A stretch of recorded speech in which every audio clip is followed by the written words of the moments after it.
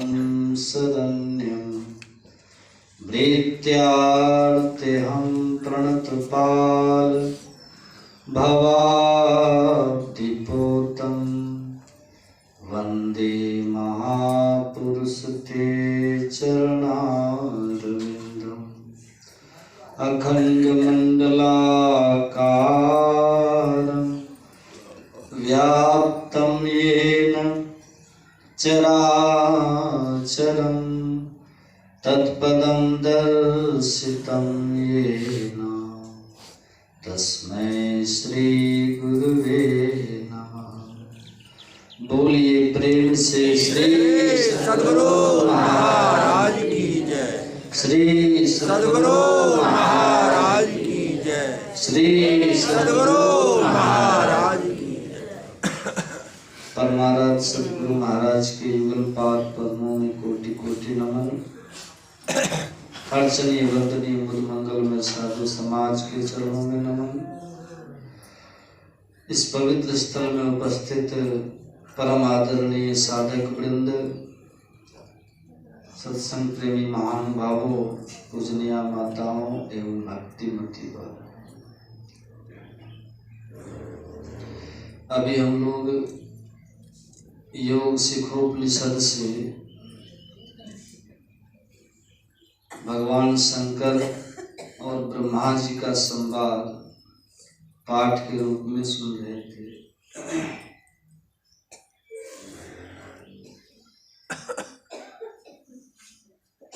हम लोग आज के इस महत्वपूर्ण विषय पर और सभी जीवों की जो अभिप्सा है, प्राप्त करने की जो प्रबल तमन्ना है, आज का ये प्रसंग इसी पर आधारित है कि मोक्ष की दिशा, बंधन मुक्त अवस्था, इस अवस्था की प्राप्ति कैसे हो सकती है। बंधन मुक्त अवस्था सृष्टि के पूर्व, जब सृष्टि का निर्माण नहीं हुआ था और सृष्टि के निर्माण के साथ नाना प्रकार का बंधन हम सभी जीवों के लिए तैयार हुआ, लेकिन सदियों से प्रयास करने के बाद यदि उस अवस्था तक, मोक्ष की अवस्था तक हम नहीं पहुंच सके, उसके पीछे कारण क्या रहा? कारण क्या रहा? कारण ये रहा कि हमने मन को सर्वस्व मान लिया और मन अपने दिशा की तरफ, मन का दिशा किधर है? असत्य, माया। मन असत्य के प्रति आपको अग्रसर करता रहा, इंद्रियों के माध्यम से संसार के तरफ की गति करवाता रहा। और इस तरह से क्या हुआ कि मन निरंतर उस और कभी आपको जाने नहीं दिया जिस तरफ चल के आप बंधन मुक्ति की दिशा में जा सकते। इसीलिए शास्त्र कहता है मन से वासना तैयार होता है, वास सूरत ले आ वही, वासना ही सूरत को संसार में खींच के ले आती, शब्द सूरत ले जाए, आपको पुनः उसी सत्य में स्थापित करने वाला जो तत्व है वो है सत्य। मन वासना होके, वासना युक्त होकर हमें संसार में बांधता है, बंधन तैयार करता, नाना प्रकार के बंधनों से युक्त कर देता है। इसलिए मन की वासना, और इसी के लिए ये योग की आवश्यकता पड़ती है, योग की क्रिया की आवश्यकता पड़ती है। योग की जो परिभाषा शास्त्र उपनिषद में दी गई, चित्तवृत्ति निरोध को योग करते हैं। अब देखिए, मन की फैली जो चित्तवृत्ति संसार की तरफ है, फैली है, न जाने किस किस चीजों में जोड़ी है, किन किन चीजों में आपकी आसक्त करती है, आपको आरूढ़ करती है। तो ये चित्तवृत्ति, यदि आप अपने उसी तरफ की गति करना चाहते हैं, उस तरफ जाना चाहते हैं जहां से आप संसार के भव बंधन में आए, नाना प्रकार के शरीरों के बंधन में आए, उसी तरफ जाना चाहते हैं, तो जाने का मार्ग आपका क्या है, ये समझना पड़ेगा। संतों ने कहा कि जाने का मार्ग अंतर का मार्ग है, भीतर का मार्ग है, और भीतर का मार्ग प्राप्त नहीं है लेकिन प्राप्त नहीं है। मार्ग की तलाश आपको करनी पड़ेगी। खोजो पंथी पंथ तेरे घट भीतरे, तू और तेरो पीव भी घट ही अंतर। तू यात्री पीव मिलन को जो चाहो, घट ही पथ निहार विलंब न लाओ। अब यहाँ पर क्या करना है, आपको दिशा बदलनी पड़ेगी। इंद्रियों के माध्यम से, मन के माध्यम से जो आप संसार दिशा की तरफ जा रहे हैं, इस दिशा को बदल के आपको अंदर की तरफ चलना पड़ेगा। आपको अभिमुख होना पड़ेगा। आप मतलब अपने आप की तरफ की यात्रा करनी पड़ेगी। यात्रा करने वाले भी आप और मंजिल भी आप। आत्मा खुद से खुद को प्राप्त करेगी, बस ये छोटा सा काम करना है। लेकिन इसके लिए आपको निश्चित रूप से दिशा बदलनी पड़ेगी। दिशा बाहर की दिशा नहीं, अंदर की दिशा।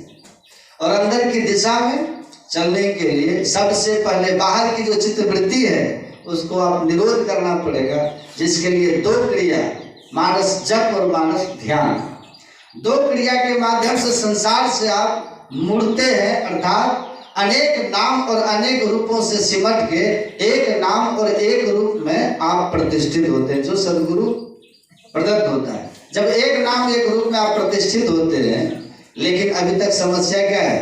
समस्या यह है कि अभी तक मार्ग नहीं मिला। आप कहाँ हैं? एक नाम और एक रूप के साथ भी आप कहाँ हैं? आप अपने भीतर की घोर अंधकार में, अंधकार में जो दुख के समस्त दुख का कारण है। संतों ने कहा सबसे पहले आपको ये अंधकार खत्म करना पड़ेगा, और इस अंधकार के दूर होने के साथ ही वो मार्ग भी आपको मिल जाए।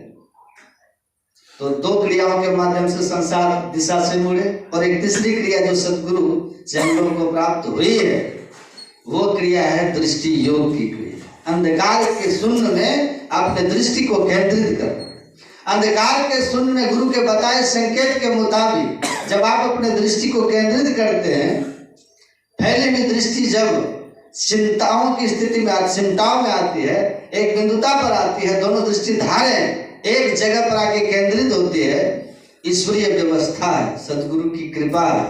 ये फैली हुई दृष्टि जब आप निरंतर अभ्यास करते हैं, तो दृष्टि का फैलाव धीरे धीरे खत्म होता है।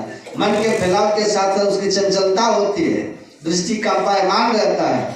लेकिन जैसे जैसे आप अभ्यास करते हैं, आपकी दृष्टि में स्थिरता आती है, और जैसे जैसे दृष्टि में स्थिरता आती है, चिंताओं की स्थिति में आती है, वैसे वैसे ये दोनों दृष्टि धारे एक दूसरे के प्रति आकर्षित होती है, क्योंकि ये दो विपरीत गुणों से प्रेरित है, एक पॉजिटिव और दूसरा नेगेटिव।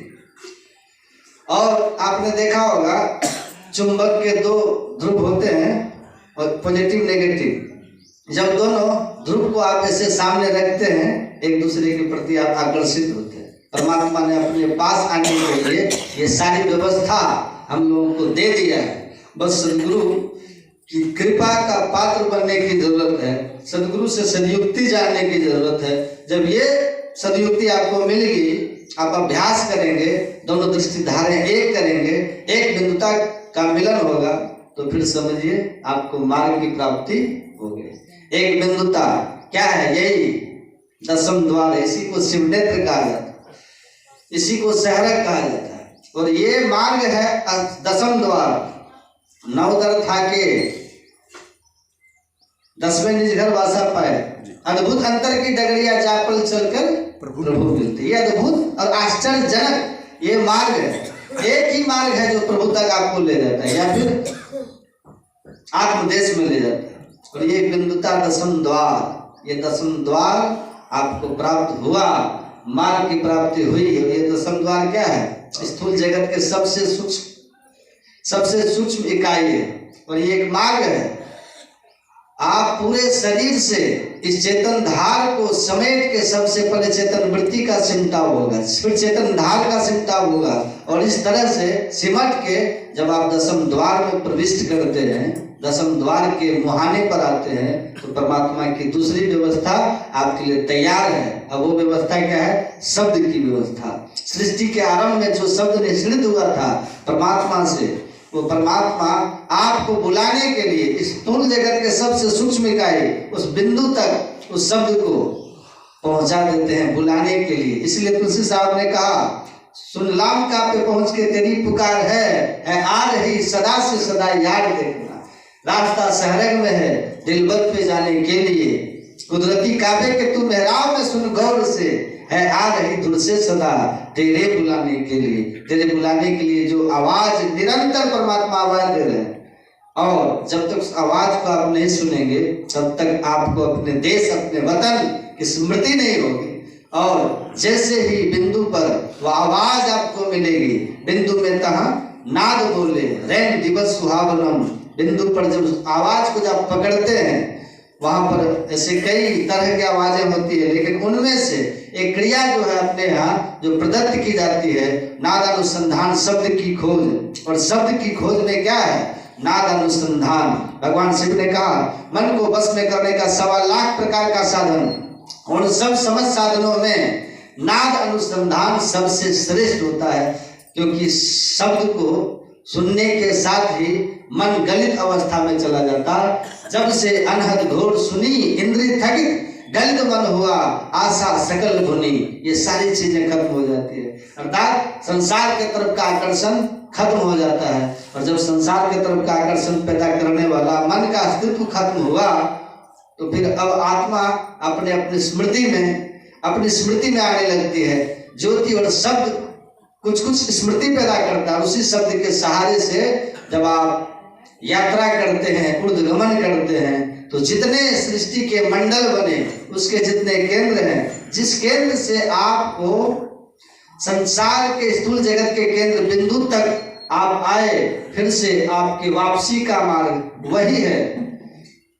ये वो जो शब्द है जो समस्त केंद्रों से गुजरती हुई स्थूल मंडल के केंद्र बिंदु तक आई है, वहां पर जब ये शब्द आपको प्राप्त होता है, इसी शब्द के सहारे से आप चलना प्रारंभ करते हैं। और ये शब्द जहां से निश्चित होता है, स्थूल सूक्ष्म कारण महाकारण और केवल के पार, वहां जब जाते हैं आत्मा अपने स्वरूप के प्रति अभिव्यक्त होती है, आत्म दृष्टि से आत्म दर्शन करती है, अपने आप को देखती है। जहां अपने आप को देखती है वहीं परमात्मा का स्वरूप दर्शन होता है। आत्मा की दृष्टि से जब परमात्मा का स्वरूप दर्शन होता है, तब ये स्वरूप की एकता समझ में आती है, और आत्मा को लगता है कि जो तुम हो वही मैं हूँ, सो अहम, जो तुम हो वही मैं हूँ, तुम ब्रह्म हो इसलिए मैं भी ब्रह्म हूँ। और इसी एहसास के साथ गुरु महाराज कहते हैं, हम प्रभु प्रभु हम एक नहीं होई, द्वंद्व द्वैत रहे नहीं कोई।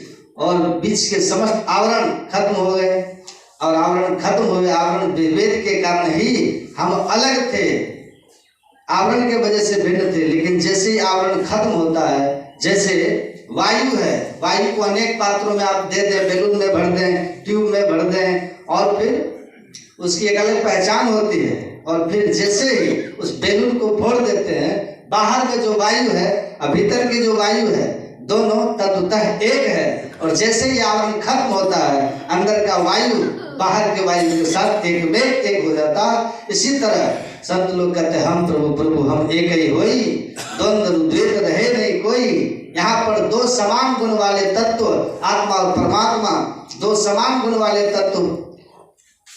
इसलिए कबीर ने कहा, जल भरी कुंभ धरे जल भीतर, बाहर भीतर पानी हो, उलटी कुंभ जल जल ही समय है, तब का करी हो ज्ञानी। मतलब जैसे घड़े में पानी भर के आप नदी में रख दें, कोई अलग पहचान घड़े की पहचान के रूप में है, लेकिन जैसे ही घड़े को आप फोड़ देंगे तो घड़े का पानी और बाहर का पानी, नदी का पानी, दोनों तत्व रूप में एक है। इसीलिए आप चाह के भी, कोशिश करके भी घड़े के पानी को आप अलग नहीं कर सकते। इसी तरह यहाँ दो समान गुण वाले तत्व, आत्मा और परमात्मा, ये दोनों बीच के आवरण के खत्म होते ही, जैसे बूंद समुद्र में गिरा और फिर उसकी बूंद की क्षुद्रता खत्म हो जाती, उसका जो एक छोटापन था, एक जो सीमित दायरा था, उसका खत्म हो गया और समुद्र के विशालता को ग्रहण करता है। इसी प्रकार से आत्मा परमात्मा में मिल के परमात्मा ही हो जाती है। यही जाने जग जाय हेराई, जानत तुम्हें तुम्हें हो जाए।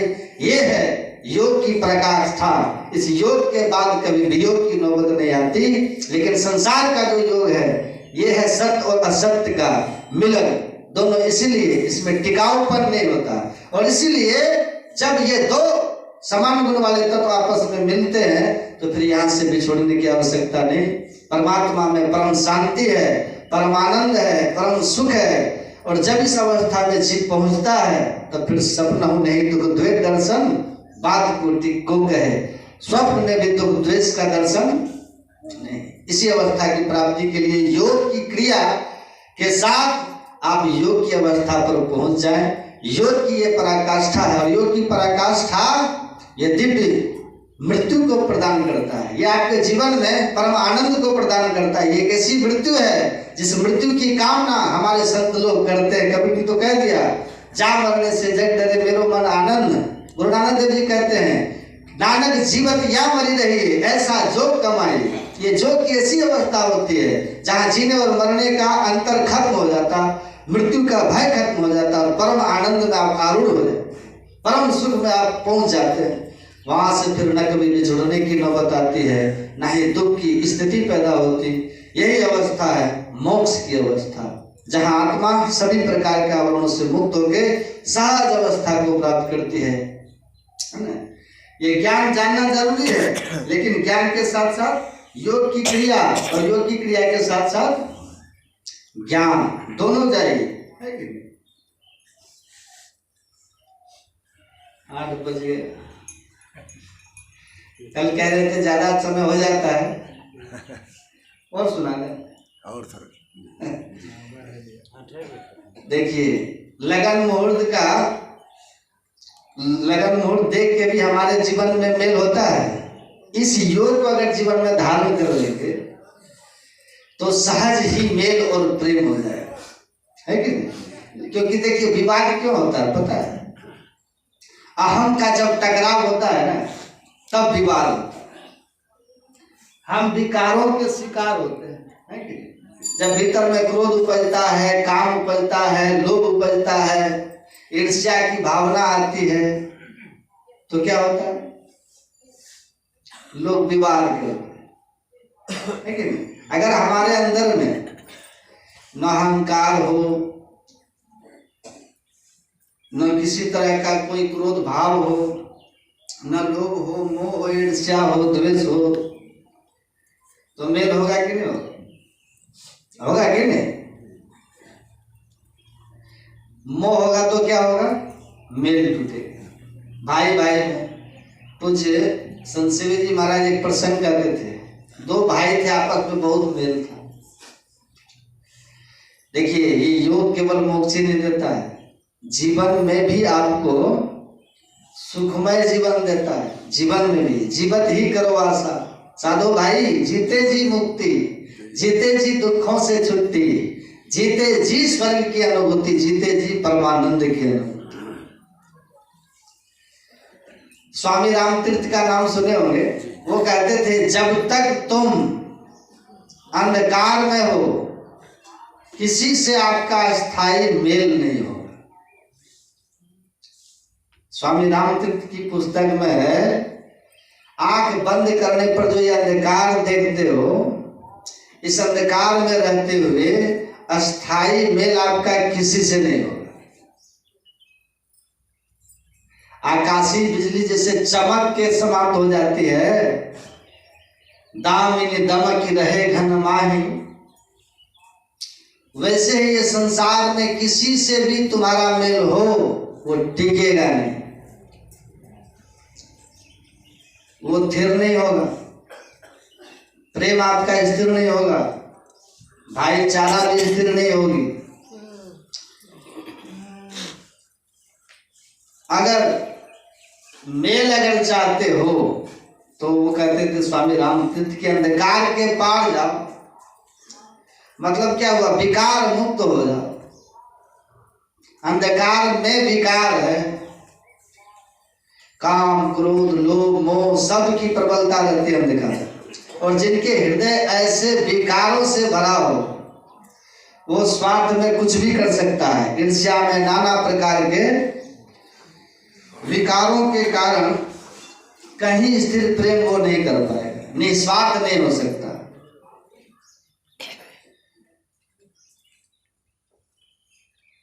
तो ये संसार में कुछ संत जी महाराज कहते थे, दो भाई थे, बड़ा प्रेम था, दोनों कमाते थे। बड़ा भाई मालिक था, छोटा भाई सब कमा के बड़े भाई को ही देता था।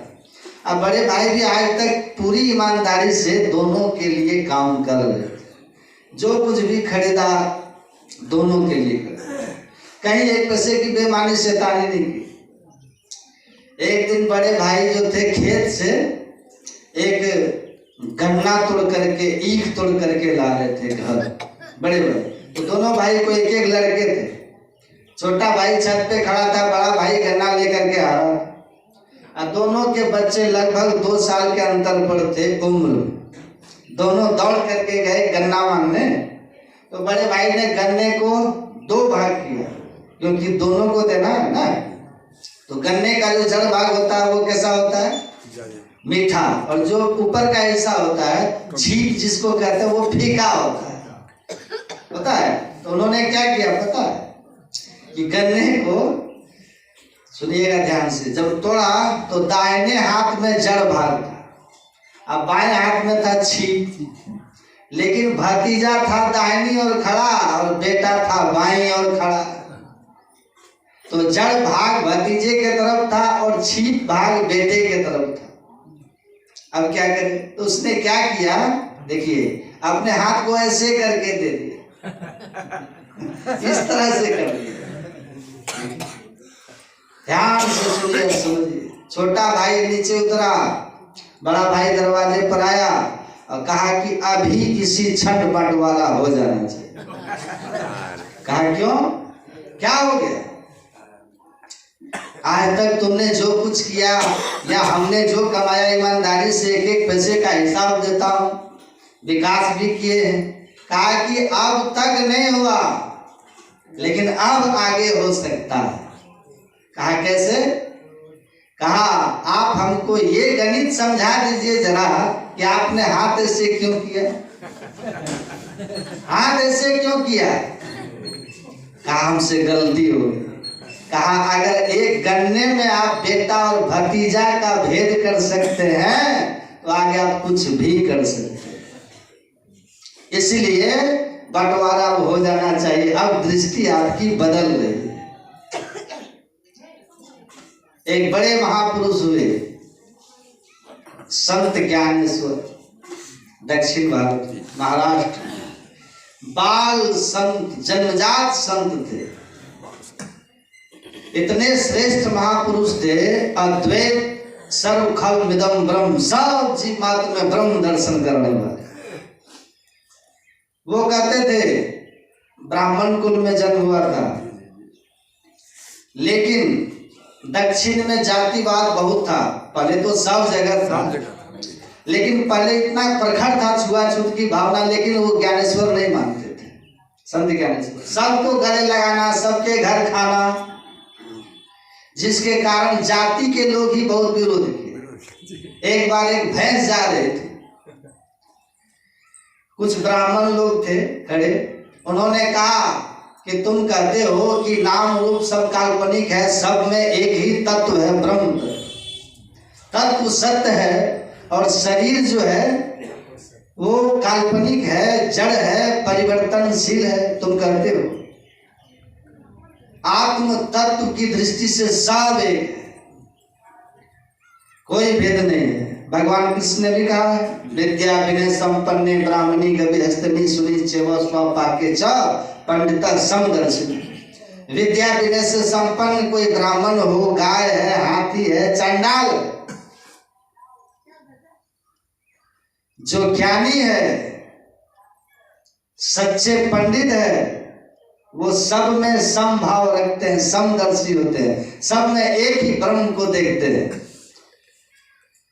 तो वो कहते थे कि सब ब्रह्म के ही प्रकटीकरण है, इसलिए भेद दृष्टि पाप है।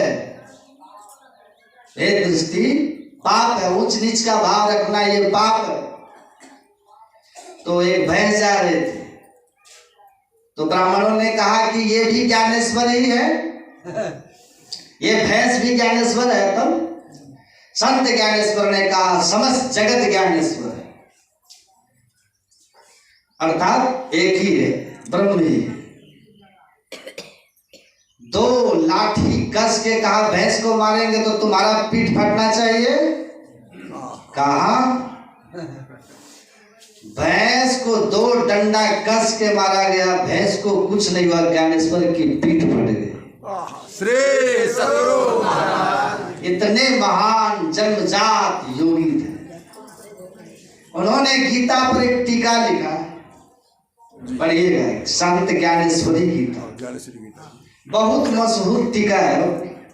महज 21 साल की इस टीका को पूरा करके और 21 साल की उम्र में ही उन्होंने कहा मेरा काम अब हो गया, अब मैं चलता हूं, और शरीर का त्याग कर दिया। 21 साल की उम्र।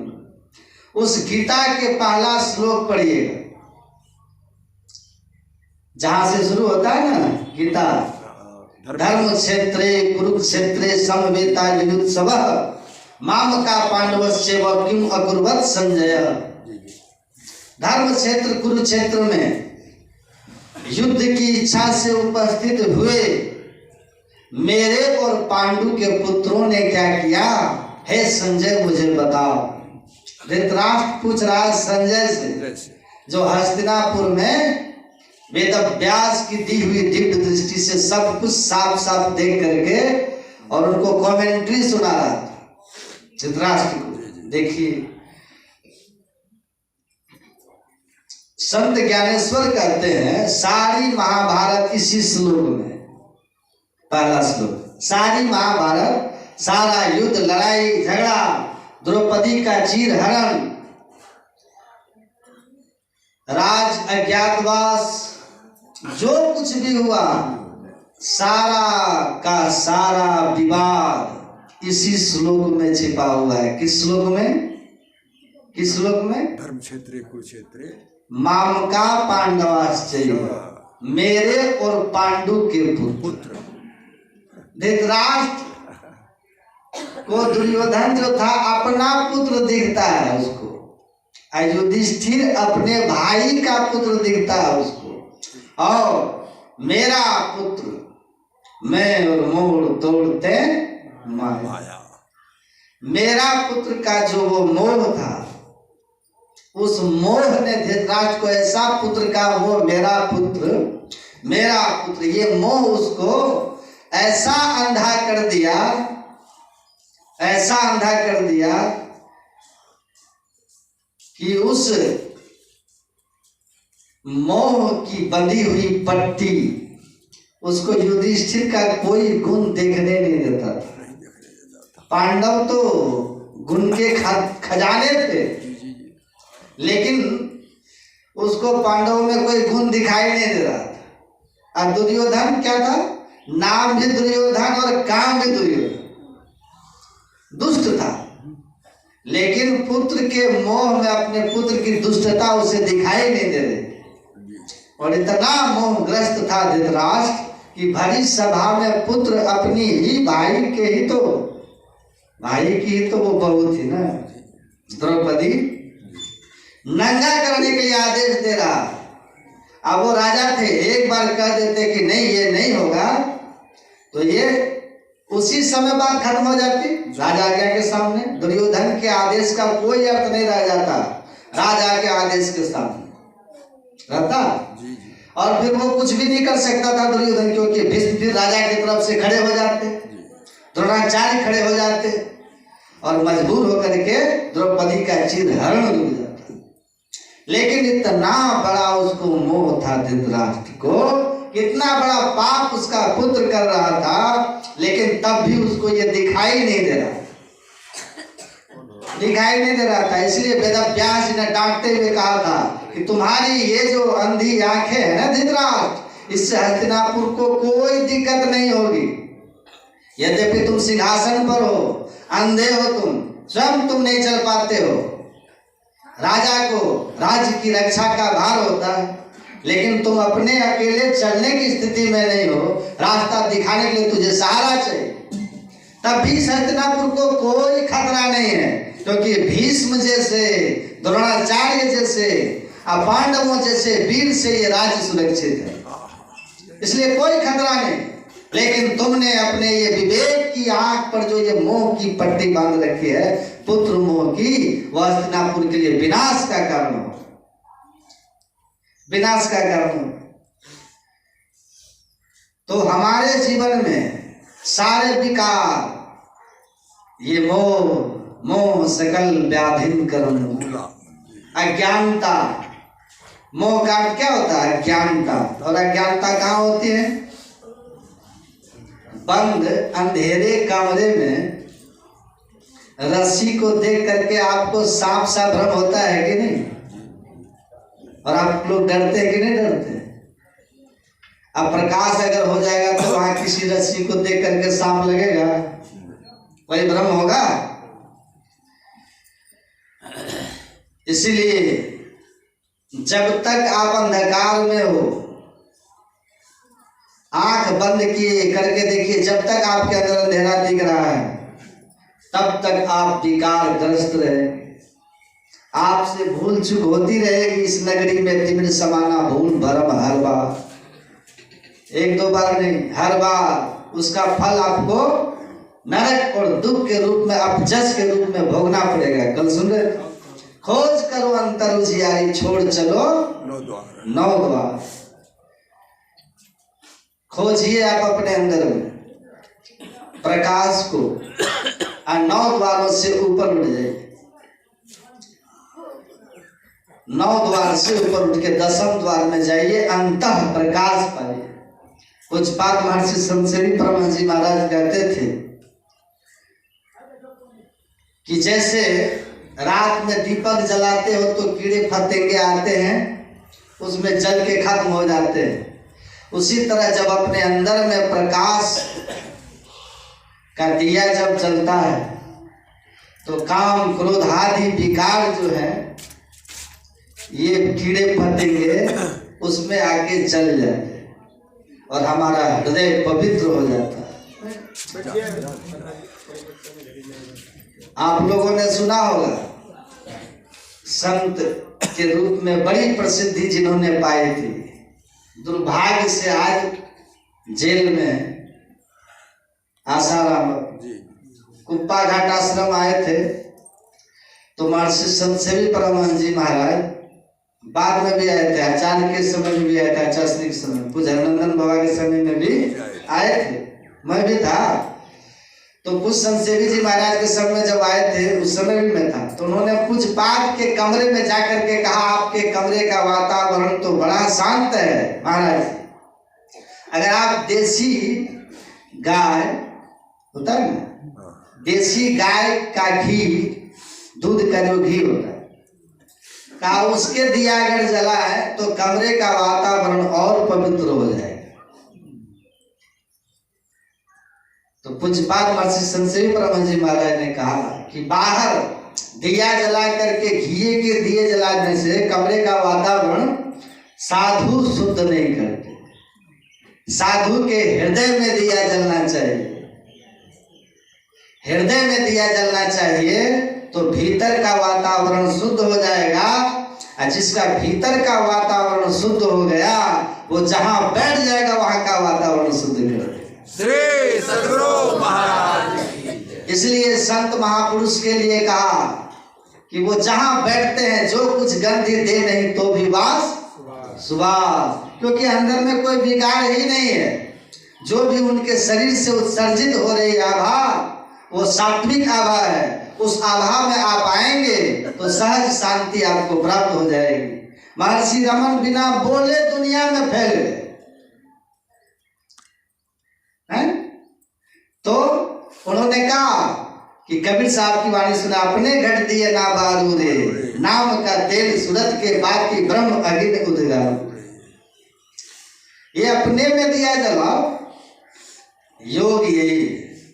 एक दृष्टि करी समसरी जाने, जोगी कहिए सोई। अभी सुन रहे थे, अंतर दृष्टि की युगल धारों को एक करके इस अंधकार के वज्र कपाट को तोड़ दीजिए, अंतः प्रकाश हो जाएगा। अंतः प्रकाश में विकार मर जाएंगे, निर्विकार जब आप हो जाएंगे तो संसार से निस्वार्थ प्रेम कर सके।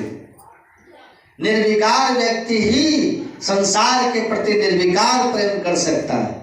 हेतु रहित जगजुग उपकारी, तुम तुम्हार सेवक असुधारी। परमात्मा को जो जानने वाले, विकार मुक्त सट विकार जित अनक अकामा, अचल अकिंचन सुच सुख धामा, काम क्रोध लोभ मोह मद मात्सर्य, ये 6 विकारों को जीते हुए संत संसार की कामनाओं से मुक्त होते हैं। वे अपने आप में सुख के धाम होते हैं।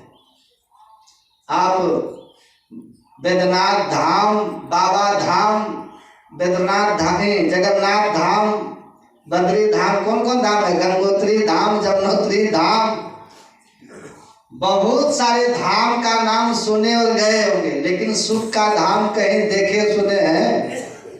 सुख का धाम कहाँ है? गोस्वामी तुलसीदास जी महाराज कहते हैं, सट विकार जित, अंतर साधन करके, योग साधन करके जिसने अपने अंदर के विकारों को जीत लिया, अनग हो गया, मतलब पाप रहित खुद को कर लिया, अकामा कामनाओं से मुक्त कर लिया, अचल मतलब सत्य में जिसकी एकदम निष्ठा स्थिर हो गई, सत्य में जिसकी निष्ठा स्थिर हो गई। गुरु तेग बहादुर की गर्दन कट गई, लेकिन अपने सत्य के साथ वो खड़े रहे, गर्दन जाने दिया, सत्य का संग नहीं छोड़ा, अचल इसी को। सुकरात को जहर का प्याला पीना पड़ा, पी लिए, सिद्धांत से समझौता नहीं किया। महावीर स्वामी, गुरु, जितने भी संत हुए, कबीर 72 कसनी स्वीकार किए, सत्य को नहीं छोड़ा। यही है अचल, अपने सिद्धांत पर निष्ठा और सत्य पर जो अचल है, ऐसे संत एकमात्र सुख के धाम, उनके पास जाकर के ही आपको सुख मिले। और उनकी बताई हुई सदयुक्ति से जब आप साधन करने लगेंगे तो भजन में होता आनंद, आनंद आपके अंदर में आनंद बढ़ने लगेगा, सुख बढ़ने लगेगा। अब बढ़ते बढ़ते एक दिन आप परमानंद को प्राप्त करेंगे। इसीलिए ये जो योग है ना, इसका ज्ञान संत ही बताते हैं, और बड़ा कठिन नहीं है, एकदम राजयोग। आपने सुना योग में ही योगी, राज में ही राजा, जोग में ही जोगी, तप में ही तपेश्वर, ग्रस्त महाभोगी, ध्याय ध्याय भक्त सुख पावा, नानक तिस पुरुष का किनो अंत न पाओ। नानक सतगुरु भेटिया, पूरा होवे युक्ति, हसन दिया, खेलन दिया, खानन दिया, पहनन दिया, बीचे होवे मुक्ति। ये ऐसा सहज योग है, राजयोग, श्रेष्ठ योग है, और सबसे होने वाला है। तो इसीलिए गुरु महाराज जी कहते हैं, आपको परमात्मा को पाने का साधन है ये योग। इसका ज्ञान हो जाए तो आपका कल्याण हो जाए। सबसे श्रेष्ठ भगवान कृष्ण ने कहा, तपस्वी भी धिको योगी, ज्ञानी भ्योपी मतोधिका, कर्मी भ्यश्चाधिको योगी, तस्मात् योगी भवान। भगवान कृष्ण कहते हैं, बड़े से बड़े तप करने वाले तपस्वी, तपेश बस सहस्राणि एक पाद स्थितो नरः, एक पैर पर खड़ा होकर कोई 1000 वर्ष तप कर ले, ऐसे तपस्वी से ये ज्ञानी, ये योगी श्रेष्ठ होते हैं। भगवान कृष्ण के वचन। 1000 वर्ष कोई तप किया खड़ा होकर एक पैर पर, कोई बस अपने वृत्ति को एक क्षण सुषुम्ना ध्यान, अंतर प्रकाश पाने के लिए दृष्टि की युगल धारों को एक करने का अभ्यास किया, बस उस तपस्वी से ये योगी श्रेष्ठ।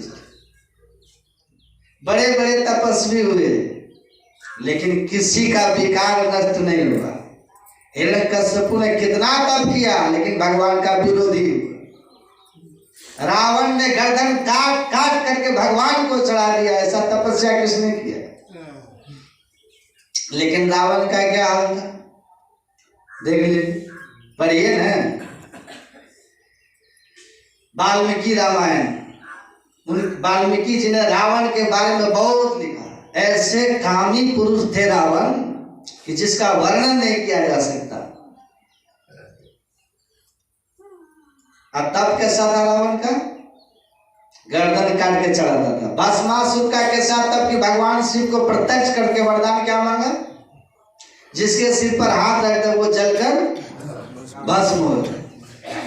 दूसरे का नाश करने की बात कौन सोचेगा? जो खुद भिखारी होगा। और ऐसा उसने क्यों सोचा था कि पहले भोले बाबा को ही भस्म कर दें? क्योंकि पार्वती को प्राप्त करने की उसके अंदर भावना थी। काम विकार से पूरी शिकार हो चुका था। तो बड़े बड़े तप करके भी भगवान कृष्ण कहते हैं विकार नहीं मिटते, है ना? योग की साधना करोगे, सतगुरु सतगुरु निधि पुकार छीजत पाप समूह रहे। जैसे गुरु के दिए हुए मंत्र को आप जपना शुरू कर देते हैं, आपके अंदर के विकार हटते चले जाते हैं। गुरु नानक देव जी कहते हैं, मूठ पलिती कपड़ा होई, दे साबुन ले ये सो धोई, भरिए मति पापा के संग सो धोवे नावे के रंग। गुरु नानक देव जी कहते हैं, जैसे आपका कपड़ा गंदा हो जाता है तो साबुन सरफ मार करके उसको साफ करते हो, उसी तरह जैसे आपके अंदर में पाप वृत्ति जो है, जैसे ही गुरु मंत्र का जप करना शुरू कर देते हो, पाप वृत्ति वहीं से आपकी हटनी शुरू हो जाती है। श्री सद्गुरु महाराज। मानस रूप हिये में धारत, काम क्रोध मद लोभ दहे। जब इष्ट का रूप, सदगुरु का रूप आप अपने हृदय में बसाते हैं तो आपके अंदर से विकार और घटते हैं। और जब अंतः प्रकाश के लिए दृष्टि योग की साधना करते हैं और अंतः प्रकाश प्राप्त करके एक अवस्था प्राप्त कर लेते हैं प्रकाश मंडल की, तो कहते हैं आपके सारे विकार नष्ट हो जाते हैं। तो तपस्वियों से ये योगी श्रेष्ठ है। ज्ञानी योगी मतोधिकार, और केवल शास्त्रों को जानने वाले ज्ञानियों से ये योगी श्रेष्ठ होते हैं। सारे शास्त्र आपको याद कर लिए, वैशाख सकलो साख ग्रंथन की रहे जानत को, अध्यान बिनु मन अथिर जो तो शांति नहीं पावे सो। समस्त धर्म ग्रंथों को ज्ञान भले आपको हो गया, लेकिन अगर आप ध्यान नहीं करते, योग नहीं करते, तो आपके ये ज्ञान कोई अर्थ नहीं रखते। मैंने पढ़ा योग वासिष्ठ में भगवान राम से महर्षि वशिष्ठ जी ने कहा था कि हे राम, समस्त धर्म ग्रंथों को किसी ने कंठस्थ कर लिया हो, लेकिन प्रेम भक्ति जल बिनु रघुराई अभियंतर मल कबहु न जाई। लेकिन प्रेम भक्ति के जल से जिसने अपने हृदय को नहीं सिंचित किया, उसके समस्त धर्म ग्रंथ मृत्यु काल में ऐसे ही व्यर्थ हो जाते हैं, उसका साथ छोड़ देते हैं। जैसे पंख उगाने पर पक्षी के बच्चे अपने पूर्व माता पिता के घोंसले का त्याग कर देते हैं, अर्थात वो ज्ञान काम नहीं आता। वो ज्ञान काम नहीं आता। अद्वितीय चतुरो वेदान बहुशास्त्रानि नेक्षः, अब्रह्म तत्त्वं न जानाति दर्वी पाग रसम यथा। ऐसे ज्ञानी उस कलछुल की तरह है जो बहुत तरह के व्यंजनों में चलते तो हैं पर किसी का स्वाद नहीं जानते। पर इतना ज्ञान तो सबको होना ही चाहिए कि ईश्वर का स्वरूप क्या है। रामकृष्ण परमहंस कहते थे, अगर किसी को समझाना हो तो बहुत धर्म शास्त्रों की जरूरत पड़ती है तर्क दे दे करके समझाने के लिए, है ना। लेकिन अपने कल्याण के लिए, जैसे आत्महत्या करने के लिए एक बिलेट काफी होता है, एक रस्सी काफी होती है, वैसे आत्म कल्याण करने के लिए गुरु की बताई हुई योग का ज्ञान ही काफी होता है। अगर शिष्य गुरु द्वारा प्रदत्त आदर करे और उसको अपने जीवन में उतार ले, भले वेद पुराण वो नहीं जानता फिर भी उसका परम कल्याण सुनिश्चित है। सदगुरु महाराज इसलिए कहा धर्म शास्त्र बहुत याद कर लिए, लेकिन अगर सदगुरु की सदयुक्ति से योग साधन नहीं करते तो वो कहते हैं ऐसे ज्ञानियों से ये योगी बहुत श्रेष्ठ होते हैं। कर्मी व्यच्छाधिको योगी, बहुत तरह के कर्म कांड जो होते हैं, यज्ञ लोग जो करते हैं, रुद्र यज्ञ, विष्णु महायज्ञ, रुद्र महायज्ञ, बहुत तरह के लोग यज्ञ करते हैं, होते हैं। इन यज्ञों के फलस्वरूप स्वर्ग का संस्कार पड़ता है, पुण्य से स्वर्ग मिलता है, लेकिन पुण्य क्षीण होने पर फिर संसार चक्र मिलता है। लेकिन इस उन कर्मकांडियों से ये योगी बहुत श्रेष्ठ होते हैं। क्यों? क्योंकि भगवान कहते हैं इस योग के आरंभ का नाश नहीं होता। नेहा विक्रम नाशपस्ति प्रत्यवायो न विद्यते स्वल्पमप्यस्य धर्मस्य त्रायते महतो भया। इस योग का जिसने आरंभ कर दिया है, जो नित्य नियमित बैठ करके ध्यान कर रहे हैं, इसका फल क्या होगा? इसका थोड़ा थोड़ा अभ्यास भी महाभय, अर्थात उस कर्मकांड के यज्ञ का फल का संस्कार स्वर्ग में ले जाएगा। पुण्य छीन होगा, छीने पुण्य मर्तलोके विसंति। फिर आप कहाँ कहाँ कौन कौन जोनी में जाएंगे पता नहीं, लेकिन इस योग के आरंभ का कोई नाश नहीं होगा। एक बार आरंभ हो गया तो आपको मरणोपरांत फिर मनुष्य शरीर ही मिलेगा, और जब तक आप परम पद तक नहीं पहुंच जाएंगे, इसका संस्कार मोक्ष में जाने का, ये मोक्ष पद तक पहुंचा कर ही आपको छोड़ेगा। इसलिए भगवान कहते हैं शास्त्र ज्ञानी हो, चाहे तप तपस्या करने वाला हो, और चाहे बहुत बड़े बड़े यज्ञ का कोई करने वाला हो, हे अर्जुन, इन सभियों से जो योगी होते हैं, जो बैठ करके ध्यान साधन करते हैं, सबसे श्रेष्ठ। इससे विकार दमन होता है, मोक्ष की गति होती है, और जब तक मुक्ति नहीं होती पुनर्जन्म मनुष्य शरीर में ही।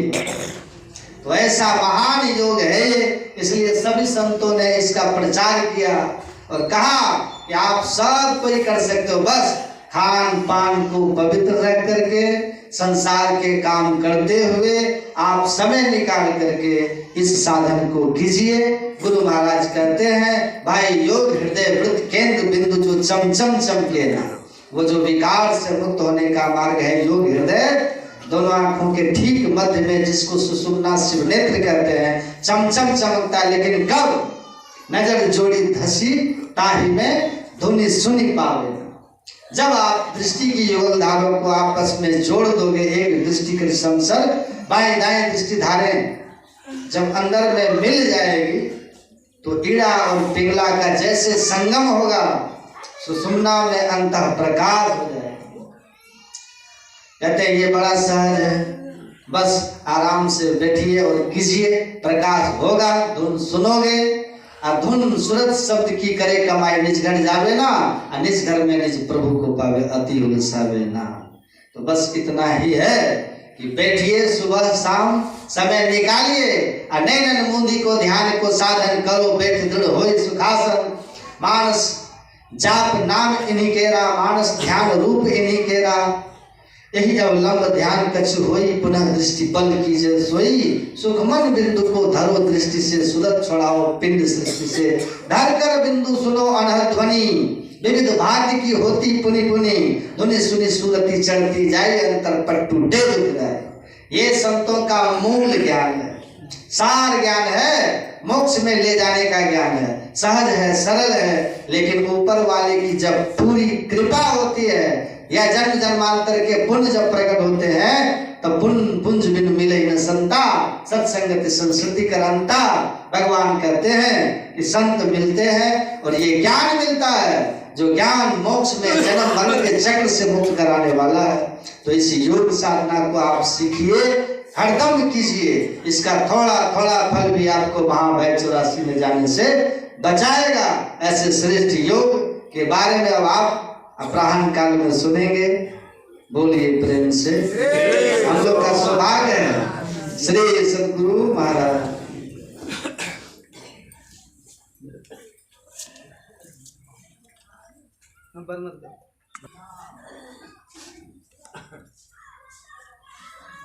श्री सतगुरु महाराज की जय। कबीर खड़ा बाजार में, मांगे सबकी खैर, ना किसी से दोस्ती, ना किसी से बैर, ना किसी से बैर। तू शब्दों का दास रे जोगी जोगी, तू शब्दों का दास रे जोगी, तू शब्दों का दास रे जोगी जोगी, तू शब्दों का दास रे जोगी। तेरा क्या विश्वास रे जोगी, तेरा क्या विश्वास रे जोगी जोगी, तू शब्दों का दास रे जोगी जोगी, तू शब्दों का दास रे जोगी।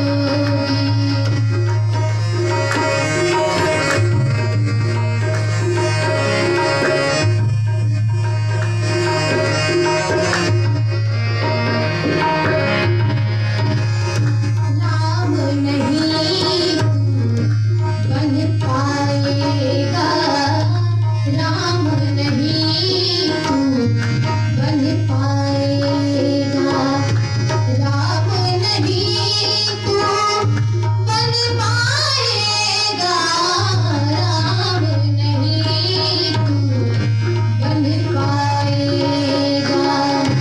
तू फिरता बनवास रे जोगी, तू फिरता बनवास रे जोगी जोगी, तू शब्दों का दास रे जोगी जोगी, तू शब्दों का दास रे जोगी।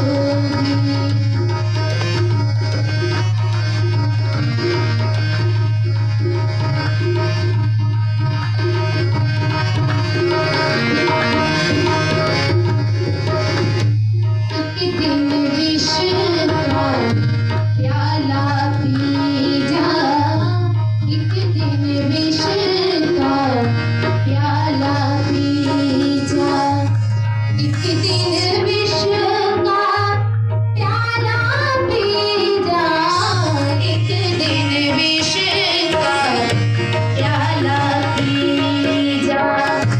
फिर ना लगेगी प्यास रे जोगी, फिर ना लगेगी प्यास रे जोगी जोगी,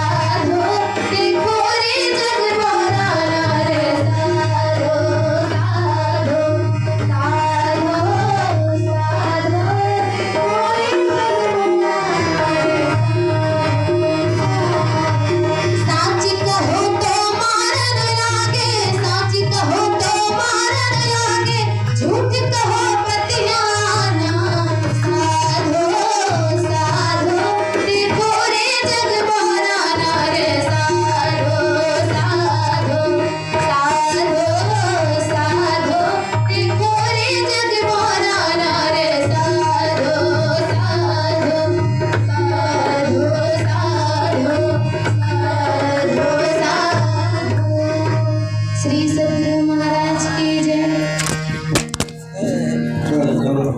श्री सद्गुरु महाराज की आरती।